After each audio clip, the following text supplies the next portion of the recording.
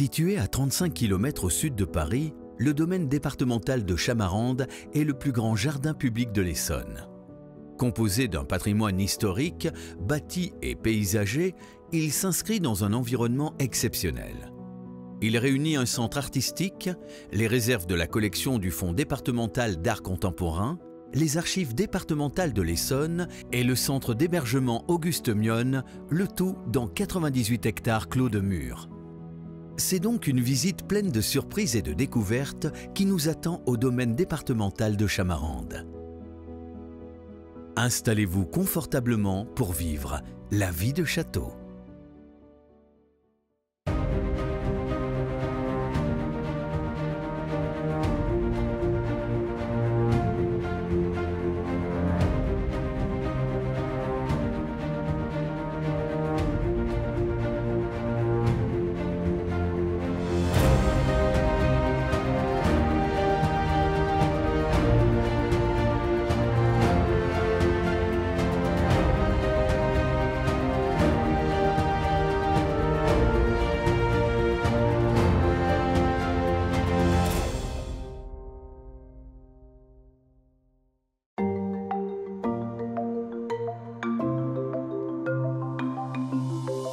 Si des fouilles effectuées en 1995 nous prouvent qu'il y a eu une occupation carolingienne, le château du domaine départemental de Chamarande fut édifié à la Renaissance. Pour nous raconter son histoire fascinante, nous avons rendez-vous avec son directeur, Emmanuel Bonny. C'est un château qui est 17e siècle, Louis XIII, typiquement 17e. On le voit par son architecture en briques rouges et en grès. Le château est édifié par François Miron, et c'est un château donc début 17e siècle. Et le premier corps du château est achevé en 1643. Par la suite, c'est Jean Miron, son fils, qui continuera à aménager le château. On considère que ce château va petit à petit évoluer tout au long du XVIIe siècle, mais connaîtra un essor très important au XVIIIe siècle, sous la houlette de la famille de Talaru. Louis Ier de Talaru, c'est le premier maître d'hôtel de la reine, et il va engager, et ça c'est un moment très important de l'histoire du château et du domaine, Pierre Contant d'Ivry. Alors Pierre Contant d'Ivry est un architecte paysagiste qui est diplômé de l'Académie royale d'architecture. Il a réalisé notamment la cathédrale d'Arras, il a dessiné les jardins du parc de Saint-Cloud. Et avec Louis de Talaru, il va non seulement réaménager le château, mais il va aménager le parc, notamment le buffet d'eau qui est dans la Grande Prairie, le pavillon des chasses, l'auditoire, qui était un lieu où on rendait la justice, puisque les seigneurs de Bonne et puis après de Chamarande ont eu le pouvoir de la haute, moyenne et basse justice au XVIIe siècle. Et il va réaménager le jardin. Il faut savoir que le parc du jardin de Chamarande a été tour à tour aménagé à la française et à l'anglaise, et ce plusieurs fois sur les 3 derniers siècles. En tout cas, Pierre Contant d'Ivry, lui, fait un premier aménagement à l'anglaise, que l'on retrouve très en partie aujourd'hui. L'objet central est bien entendu le château dont on a parlé, ce château 17e. Il a été aménagé sur un axe est-ouest, puisque le château a une allée d'honneur de près de 600 mètres sur sa partie nord, et la perspective continue derrière nous jusqu'aux limites du domaine, côté ouest, et va rejoindre des zones boisées. Autour de ce château, on a donc un réseau de canaux qui sont alimentés par la Juine, la rivière qui est une des limites du domaine.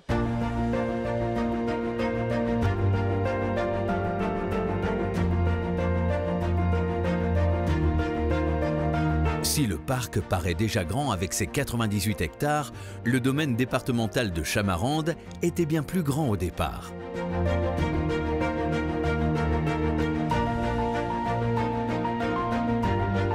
Le parc a fait plus de 2000 hectares au XVIIe siècle. Au XVIIIe siècle, tout ça va se réduire petit à petit jusqu'à arriver à 400 hectares au XIXe siècle.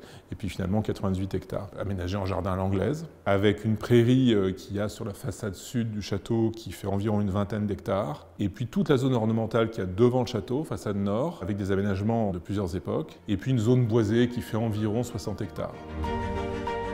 La balade dans le parc propose de nombreuses surprises. Notamment cet étonnant jeu de loi resté à l'abandon pendant de nombreuses années. Emmanuel Bonny nous explique sa restauration en 2005 en suivant les plans originaux de Pierre Contant d'Ivry. Le jeu de loi au XVIIIe siècle, c'était à la fois un jeu Mais comme tous les labyrinthes qu'on peut retrouver, les labyrinthes végétaux qu'on peut retrouver dans beaucoup de châteaux 17e, 18e, c'est également un lieu politique, un lieu de rencontre et quelquefois un lieu de séduction.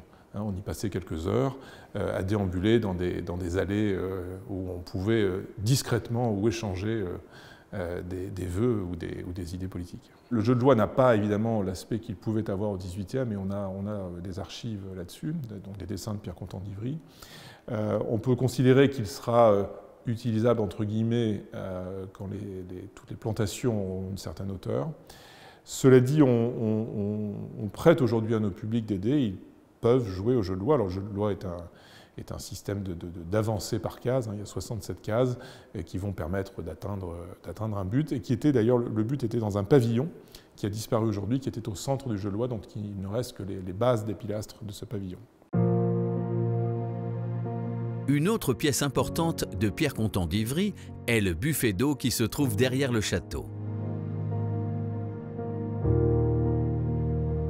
Le buffet d'eau, donc, qui est sur la façade ouest du château et dans la grande prairie, a été aménagé par Pierre Contant d'Ivry. Il est en fonctionnement aujourd'hui. Les deux statues qui sont sur le sommet du buffet d'eau représentent la Dordogne et la Garonne, et sont des répliques de statues que l'on peut retrouver au château de Versailles, de statues voulues par encore Pierre Contant d'Ivry, puisqu'on le retrouve toujours.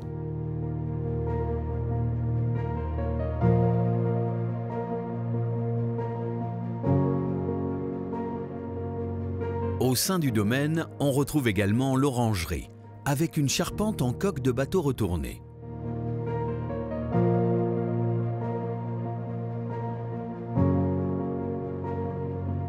Ou encore la glacière, permettant, outre le fait de conserver les aliments, de déguster des sorbets toute l'année, très appréciés à l'époque. Cette glacière, édifiée au début du XVIIIe siècle, mesure 8 mètres de profondeur et a été restaurée il y a une quinzaine d'années.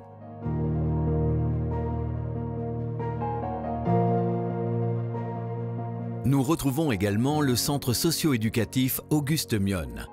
Avec ses 800 mètres carrés, il est le deuxième lieu de sommeil de l'Essonne, puisque nous y trouvons plus de 600 lits et 25 chambres. Il accueille 15 000 enfants par an en centre-Yonne, dont 4 000 en nuitée.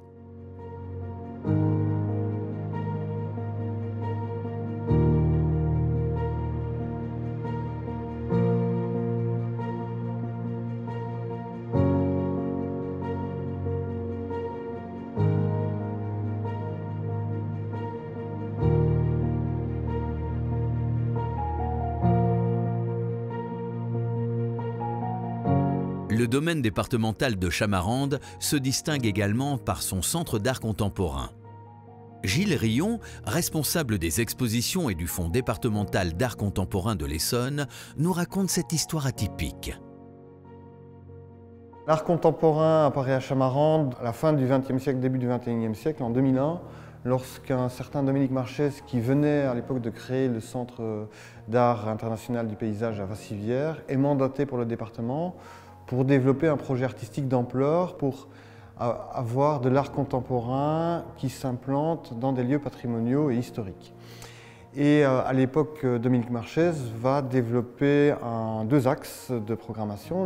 Le premier axe, c'est effectivement la création d'expositions inédites avec des artistes contemporains du XXIe siècle qui vont pouvoir déployer leur œuvre soit à l'intérieur du château ou d'autres espaces d'exposition que nous avons au domaine, ou également sur l'ensemble des 98 hectares qui composent le parc du domaine. Le deuxième axe, c'est la création d'un fonds départemental d'art contemporain, calqué sur ce que font les fonds régionaux d'art contemporain depuis le début des années 80, c'est-à-dire le développement de 3 missions. La première mission, c'est le soutien à la création contemporaine par la création d'une collection d'art contemporain et l'enrichissement annuel de cette collection, pour pouvoir sensibiliser l'ensemble de la population d'un territoire donné, en l'occurrence le territoire départemental, par la diffusion de cette collection sur l'ensemble du département. Et donc depuis aujourd'hui une vingtaine d'années, cette collection circule sur l'ensemble du département, à laquelle répondent les expositions qui sont organisées ici dans ces 98 hectares de parcs et de domaines. Le Centre d'art contemporain est régulièrement en réaménagement pour accueillir de nouvelles expositions temporaires. La magie du domaine départemental de Chamarande, c'est aussi de proposer des œuvres en extérieur, dans les jardins. Gilles Rion nous explique ce dispositif artistique offert à la vue de tous les visiteurs. Depuis le début du domaine, une sorte d'exposition de plein air permanente se constitue au fur et à mesure des saisons, au fur et à mesure des acquisitions.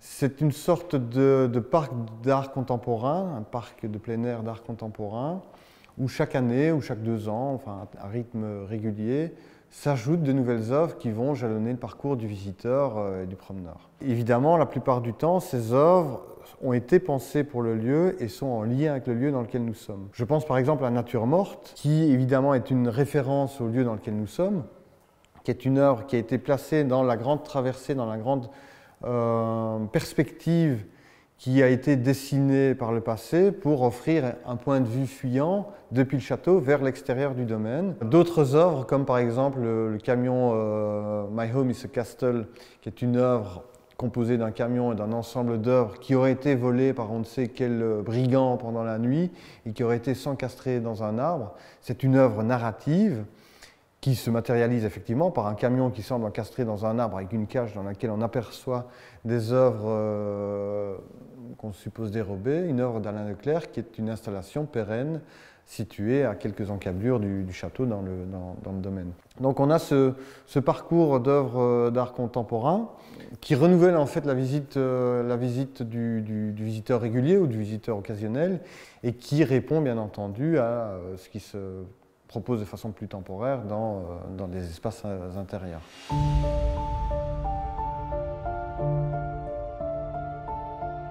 Depuis 2012, une politique de conservation est menée par les équipes de Gilles Rion pour préserver les œuvres de la collection. C'est plus de 400 œuvres qui, tour à tour, se succèdent entre les caisses de stockage et les murs du château. En 2012, le département a décidé de réaliser un bâtiment dans lequel sont conservées ces œuvres d'art contemporain qui sont de toute nature et de tout matériau. On peut avoir des œuvres monumentales en pierre comme des œuvres en plastique, des œuvres en papier tout simplement, du dessin, qui sont extrêmement fragiles et qu'il faut conserver dans les conditions de conservation les plus ad hoc, les plus appropriées, les plus professionnelles qui soient. Depuis quelques années, on diffuse entre 50, 100, on est même aux alentours des 120 œuvres, probablement 150 œuvres pour 2023, sur l'ensemble du département, soit au travers d'expositions collectives et temporaires de la collection, s'implantant dans des lieux divers et variés, dans des médiathèques, dans des salles d'exposition, dans des microfolies par exemple, mais également dans des collèges, dans des EHPAD, donc dans un ensemble de lieux qui ne sont pas par nature faits pour accueillir de l'art contemporain, mais avec lesquels nous collaborons très étroitement pour effectivement rendre ces œuvres disponibles et accessibles à l'ensemble de la population.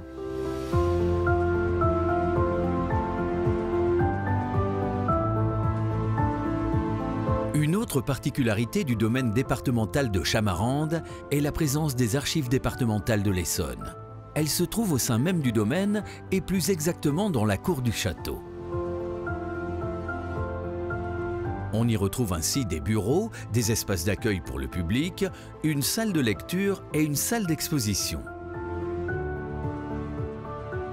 Pierre Kernez, son directeur, nous explique cette histoire insolite. C'est une volonté politique et puis une circonstance historique, même si l'histoire est récente. L'Essonne est un des 5 départements créés par la réforme des années 60, le démantèlement de la région parisienne et du grand département de la Seine-et-Oise de l'époque, dont le centre est resté pour constituer les Yvelines autour de Versailles. La mission de conservation de toutes les archives produites, toutes les archives publiques produites dans un département est une mission obligatoire des conseils départementaux, à l'époque c'était des conseils généraux, et du coup tous ces nouveaux départements, numérotés de 91 à 95, ont dû construire à partir des années 70, normalement, un bâtiment pour héberger les archives départementales. Et il se trouve que le département de l'Essonne a acquis ce château de Chamarande en 1978 et qu'en 92-93, le président du conseil général de l'époque a souhaité confier à une personnalité, Michel de Nieul, ancien préfet, une mission Chamarande pour dire ce que le département de l'Essonne pourrait faire de Chamarande. Et c'était aussi le moment où le Conseil général se préoccupait de construire un bâtiment pour les archives départementales. Et du coup, il y a eu une collusion ou une collision heureuse de ces deux faits, un besoin et une volonté de faire de Chamarande un domaine ouvert au public et qui soit un lieu trace, mémoire du patrimoine. C'était une volonté, une politique vraiment culturelle et patrimoniale du Conseil général de l'époque.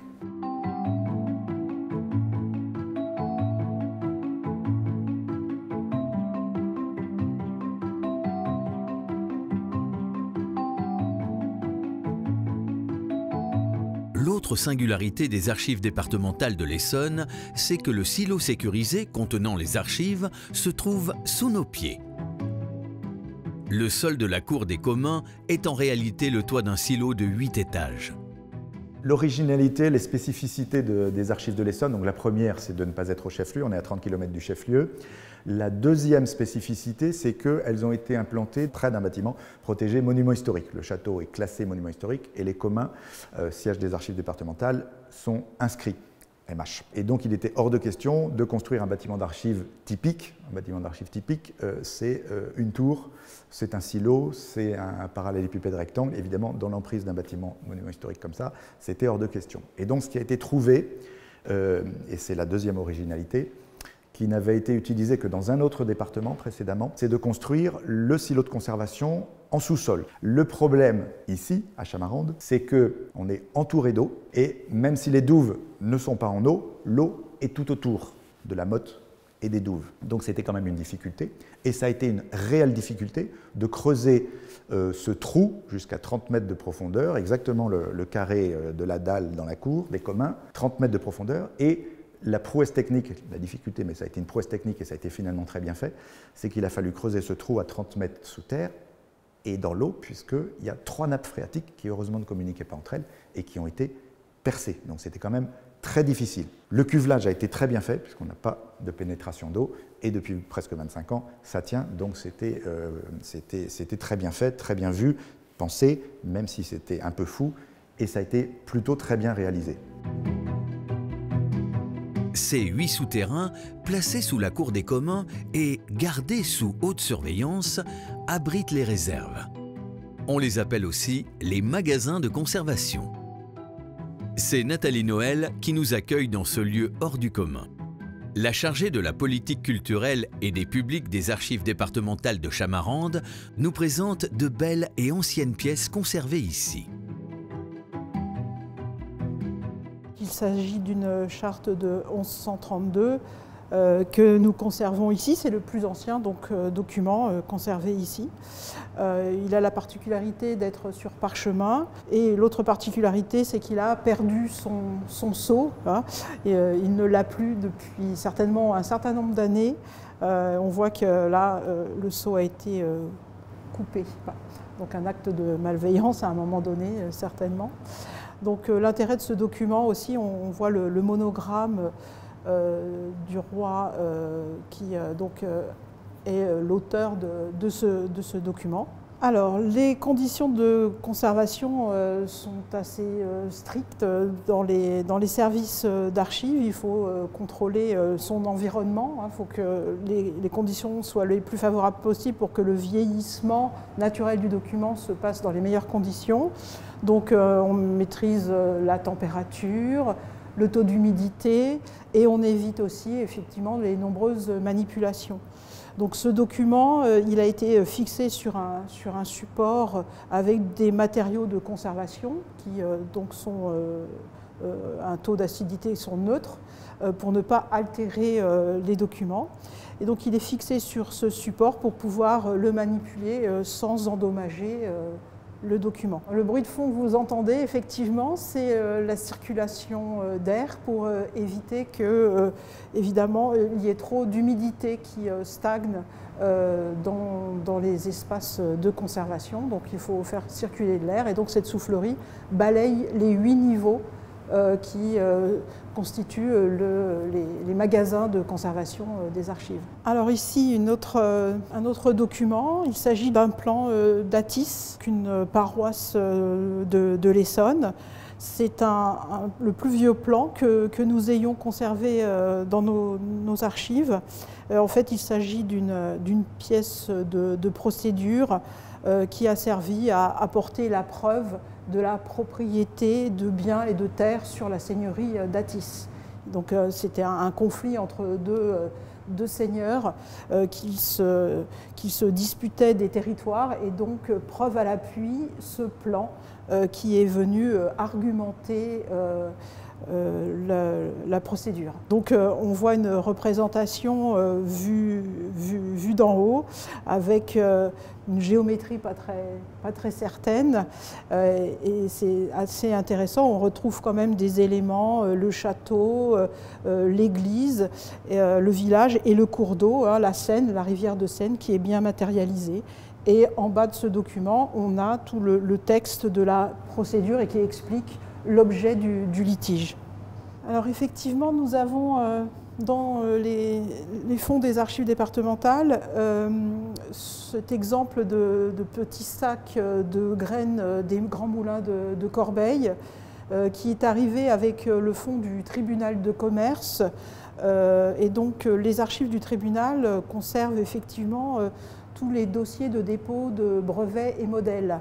Et donc à ce titre-là, les grands moulins de Corbeil ont déposé pour breveter cet échantillon de sacs de grains de farine qu'ils produisaient, enfin qu'ils récupéraient, qu'ils produisaient. Parmi ces archives, on peut avoir des objets dans le cadre de ces fonds du tribunal de commerce.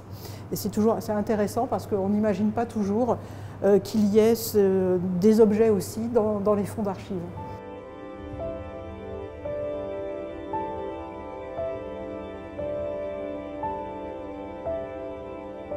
Vous l'aurez compris, le domaine départemental de Chamarande est riche en culture et en histoire.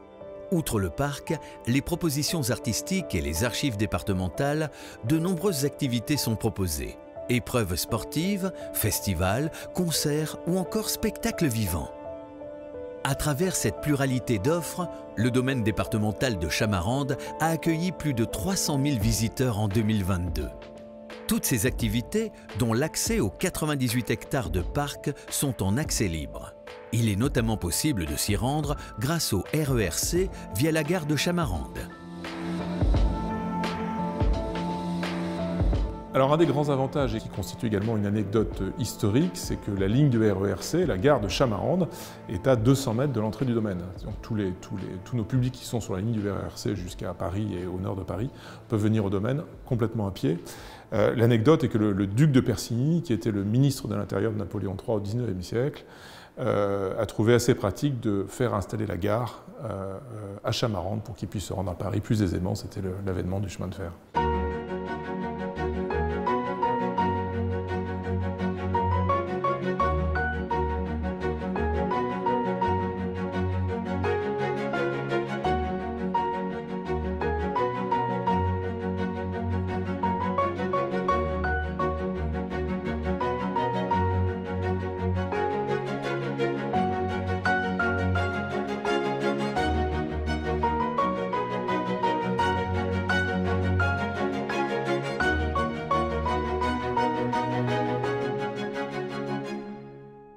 En 2024, le château fermera ses portes au public pour doubler la surface d'exposition. En attendant, venez vous balader dans ce magnifique écrin de verdure et franchissez le pas de la vie de château.